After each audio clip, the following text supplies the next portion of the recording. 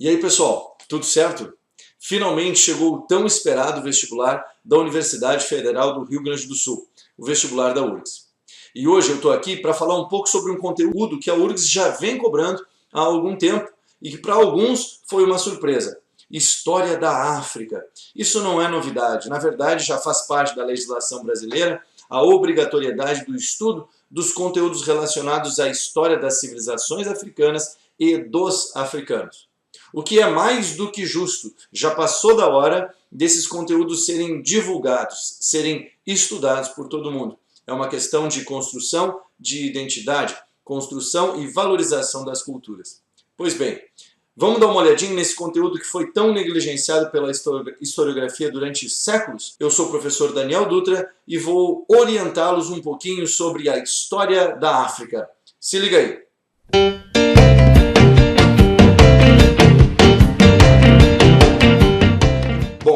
Vamos começar com uma civilização que se desenvolveu ao sul do território do Egito.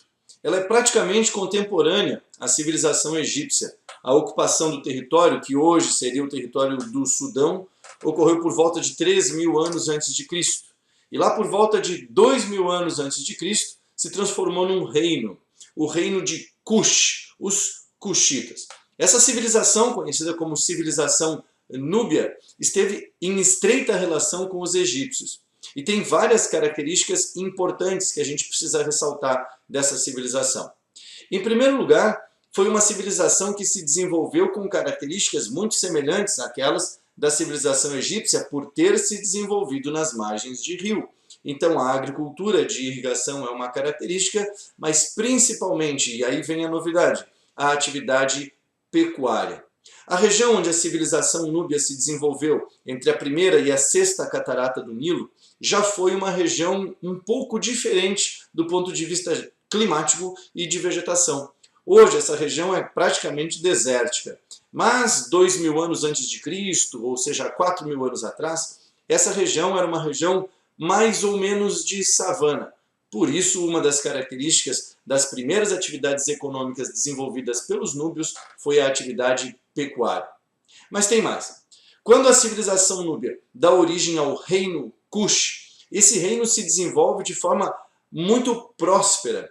Uma das características que chama a atenção da civilização Kushita é a construção de pirâmides. Sim, pirâmides espalhadas por várias regiões, especialmente numa das primeiras capitais do reino Kushita, a cidade de Meroe. Se vocês olharem, existem pirâmides para cada um dos governantes.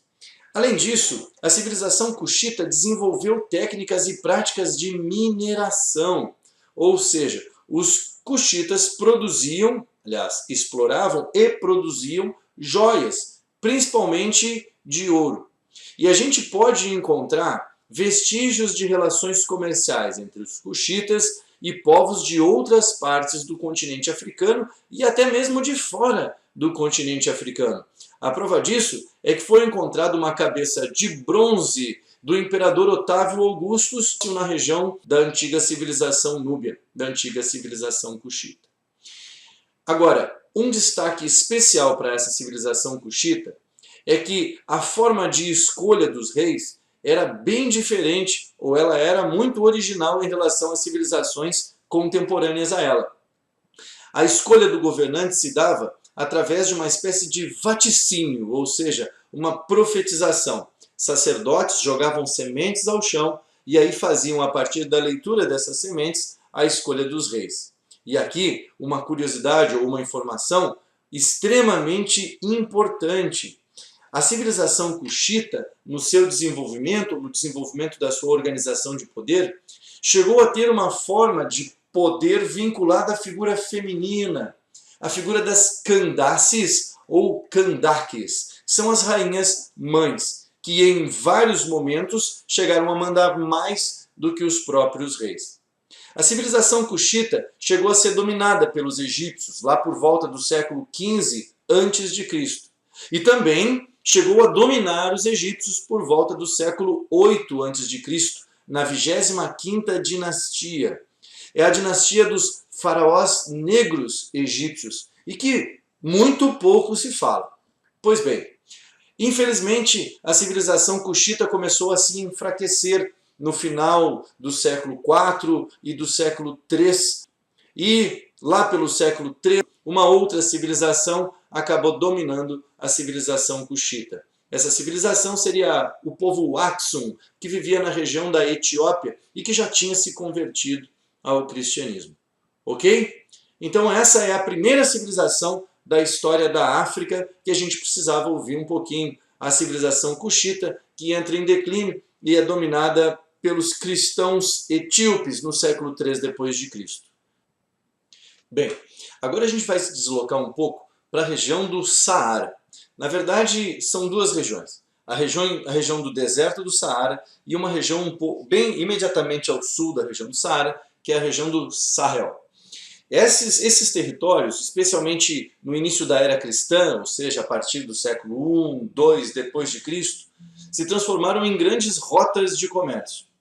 Viviam nessa região pelo menos um grande grupo étnico conhecido como os berberes, e também vinculados de forma genérica ao que a gente chama de sudaneses. Pois bem, o Saara era a rota de comércio principalmente dos nômades que faziam conexão entre a Ásia, a África, a Europa e várias outras civilizações, inclusive aquelas que se desenvolveram no território europeu, tinham contato com essas rotas comerciais.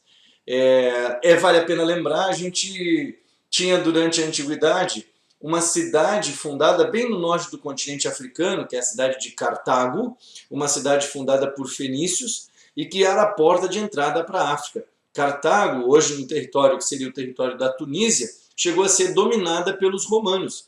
E a dominação romana sobre a cidade de Cartago foi o que permitiu aos romanos terem se desenvolvido ou terem crescido tanto no mar Mediterrâneo. Mas voltando às questões especificamente da África, a história da região do Saara e do Sahel, ela se fortalece ou ela se modifica com a expansão do islamismo durante o período da Alta Idade Média. Ali vão se desenvolver dois grandes impérios, o Império de Gana e o Império Mali. Podemos até entender um como continuidade do outro. O Império de Gana, do século VI ao século XIII depois de Cristo, ou seja, estaríamos falando de uma Idade Média, e depois a continuidade, o Reino Mali, do século XIII até mais ou menos o século XVI, também depois de Cristo.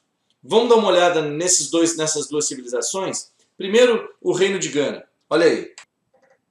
O Reino de Gana se formou em torno da figura dos seus chefes, dos seus reis, que eram chefes guerreiros, e em função da exploração aurífera na região, no que era conhecido na época como a Terra do Ouro.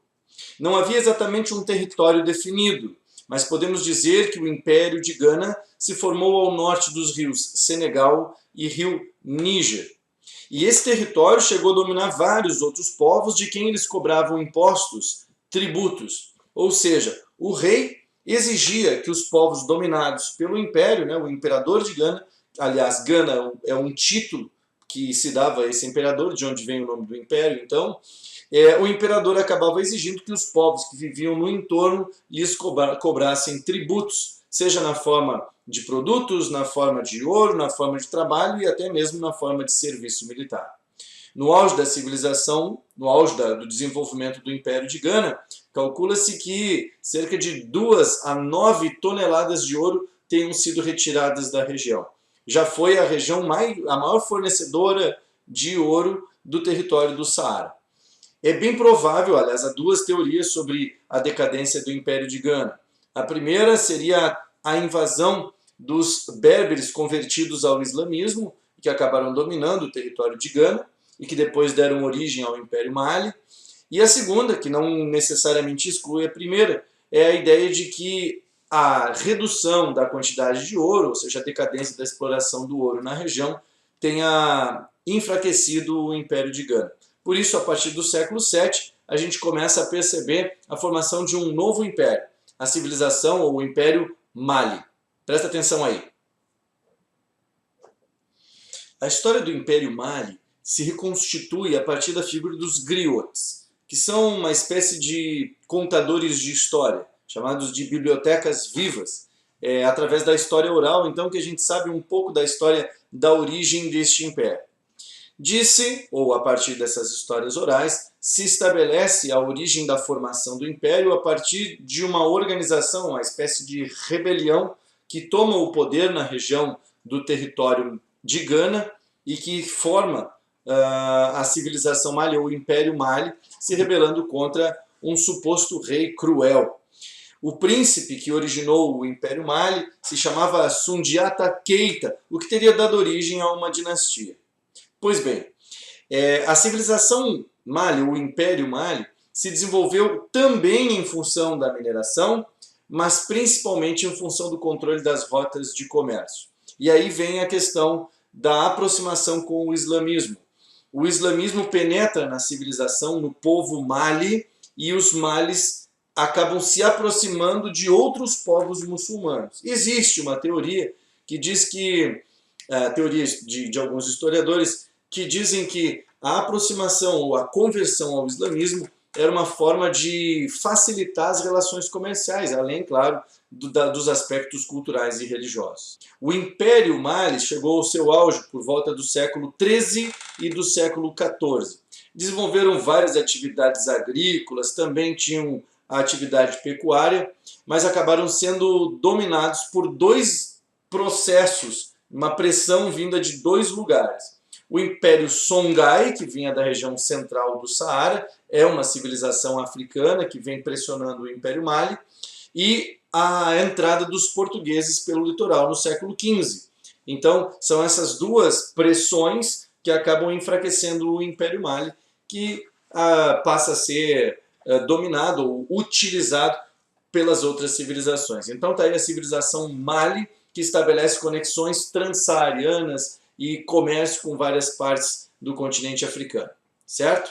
Mais um pouquinho, vamos falar um pouquinho do Reino Congo.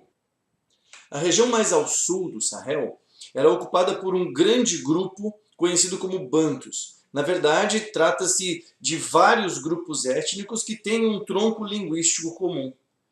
Os Bantus, a partir do momento da sua unificação, acabaram dando origem a um reino, o Reino do Congo.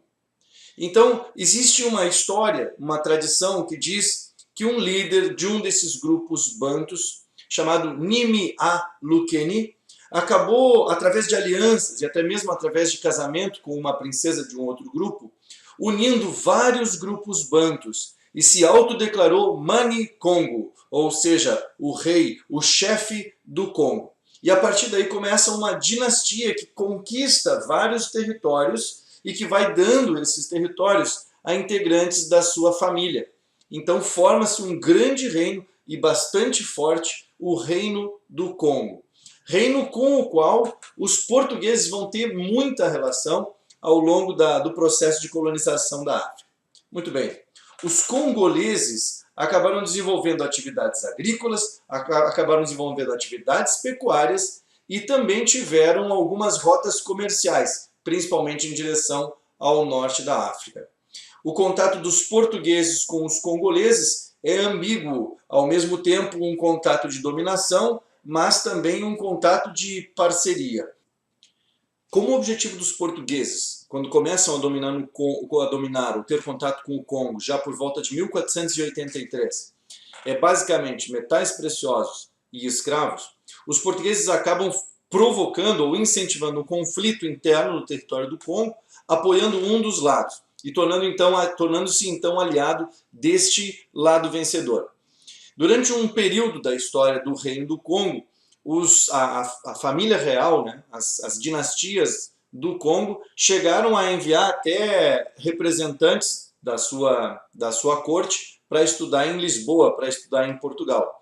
Mas os portugueses não tinham uma relação exatamente bilateral com a civilização congolesa, que começa a ser afetada pela grande empreitada, pela grande empresa de tráfico de escravos, né? Um dos próprios reis do Congo chegou a enviar uma carta para Portugal reclamando do impacto do processo de captura de pessoas dentro do seu reino, inclusive pessoas pertencentes à corte, pertencentes à família real, e que acabavam sendo trazidos para a América como escravos, certo? Muito bem. Para finalizar, vale a pena mencionar as cidades-estados da África Oriental. São cidades, principalmente na região da costa, que se desenvolveram no século XIII, XIV e XV depois de Cristo e que faziam contato e comércio com regiões inclusive da Ásia. Um grande exemplo dessas cidades é a cidade de Kilwa, onde a gente ainda encontra fortificações ou edificações dessa época, certo? Então é uma região também bastante desenvolvida do território do continente africano e que chegou a ter uma forma de organização política semelhante às cidades dos fenícios que a gente encontra durante a antiguidade. Bom, vamos fazer um resumão?